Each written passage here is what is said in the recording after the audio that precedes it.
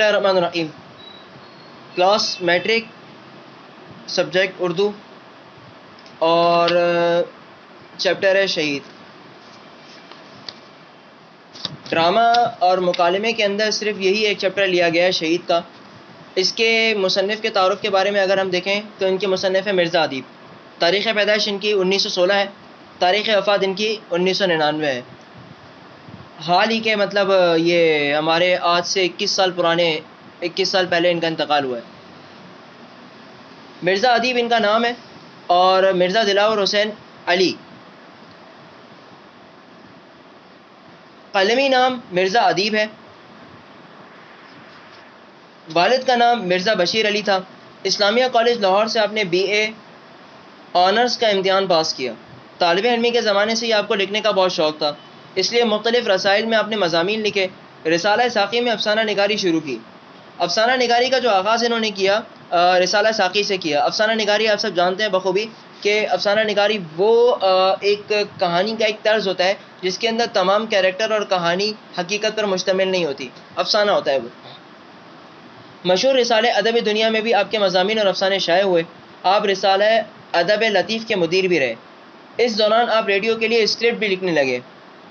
آپ کی شہرت کی ایک وجہ آپ کی کتاب صحرائے نورت کے خطوط بھی ہے.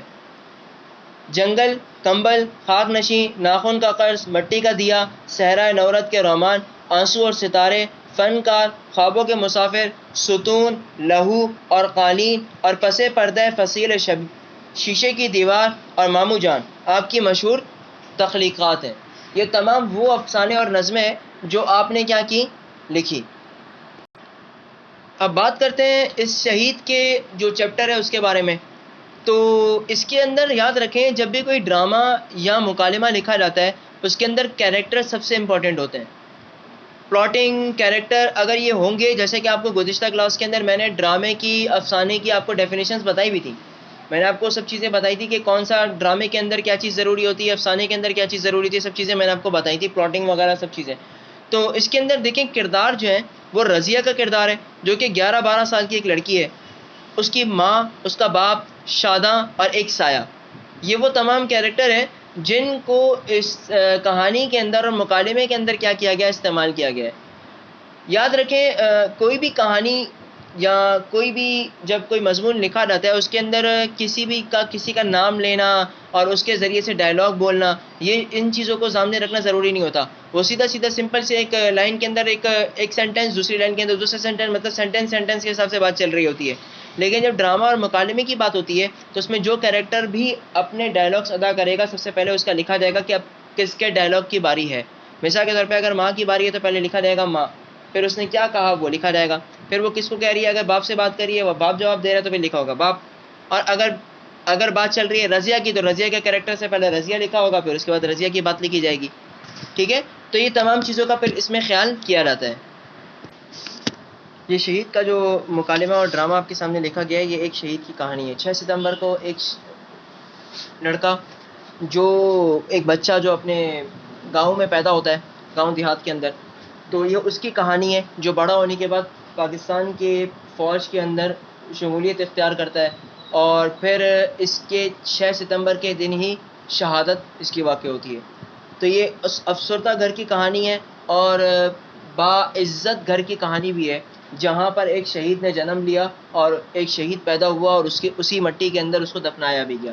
تو رضیہ اس شہید کی بہن ہے جو 6 ستمبر کے آنے کے بعد کافی زیادہ اداس ہوتی ہے کہ گزشتہ 6 ستمبر کو میرا بھائی اس دنیا سے چلا گیا، آج اسے 1 سال ہو گیا، اور آج ہم اس کے بغیر کیا کر رہے ہیں، اس کی سالگرہ کو منا رہے ہیں.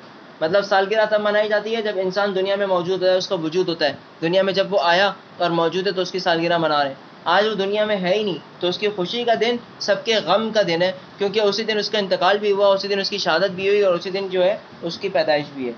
تو اس موقع پر اس رضیہ کے والدین دونوں اور رضیہ خود تینوں افسردہ ہوتے ہیں اور اس بات پر صبر کیے ہوئے ہوتے ہیں کہ مانا کہ 1 سال ہو گیا، لیکن جیسے کہ ابھی کی بات ہو جاوید جو ہے وہ بھی ہمارے ساتھ تھا لیکن اب نہیں رہا.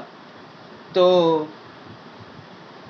اس منظر کو انہوں نے پیش کیا ہے کہ جب سالگرہ ہوتی ہے تو سالگرہ سے پہلے کچھ ایسا کیا منظر تھا، کس طریقے سے جو ہے انہوں نے اس کی سالگرہ کی تیاری کی تھی، تو اس منظر کے بارے میں بتا رہے ہیں۔ سالگرہ کی تیاری کے انہوں نے تمام انتظامات کر رکھے ہیں، اور اسی وقت جو ہے وہ جاوید کے لیے فون آتا ہے کہ آپ کو جو ہے جنگ کے لیے یا میدان جنگ میں حاضری کے لیے بلایا گیا، ملک پر مشکل وقت آ پڑا ہے کہ آپ کو اب جانا ہے۔ تو وہاں پر ابھی سالگرہ کی تیاری کے دوران جب ابھی سب چیزیں، سب خوشی کا ماحول ہے، وہاں پر جاوید کو جانا پڑتا ہے۔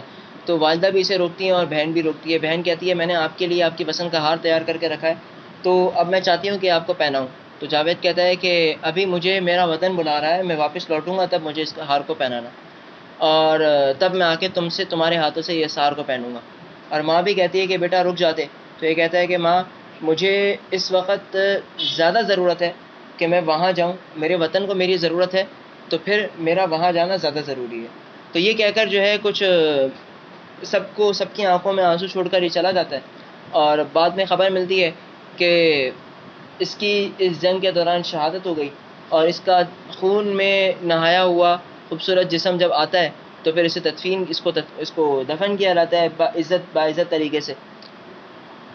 تو آج یہی تمام چیزوں کو یہ لوگ بیٹھے ہوئے سوچ رہے ہوتے ہیں کہ جب رضیہ اپنے کمرے کے اندر ہوتی ہے رات کے وقت، تو اسے محسوس ہوتا ہے کوئی سایہ، اور وہ سایہ اس کے بھائی کا ہوتا ہے، اور بھائی سے پھر اس کا مکالمہ ہوتا ہے، جس مکالمے کو انہوں نے بڑے ہی دردناک انداز میں بیان کیا ہے، اور بہت ہی محبت بھرے انداز میں بھی، کہ جو ان کا اپنا انداز ہے مرزا ادیب کا، جس میں انہوں نے وضاحت کی ہے کہ ایک بھائی کی ایک بہن سے محبت، اس کا اظہار کیا ہے کہ وہ بہن کے لیے لوٹ آتا ہے، اور بہن پھر اس سے محبت میں اتنا زیادہ بڑھ چکی ہوتی ہے کہ اسے وہ دکھائی دیتا ہے، اور اسے پھر وہ اس کے کہنے پر ہار پہناتی ہے، اور جب وہ پھر بھائی اس کا سایہ واپس لوٹ جاتا ہے تو اس کے چلانے پر ماں باپ واپس آتے ہیں اور اس سے پوچھتے ہیں کہ تم نے کیا دیکھا اور کیا ہوا؟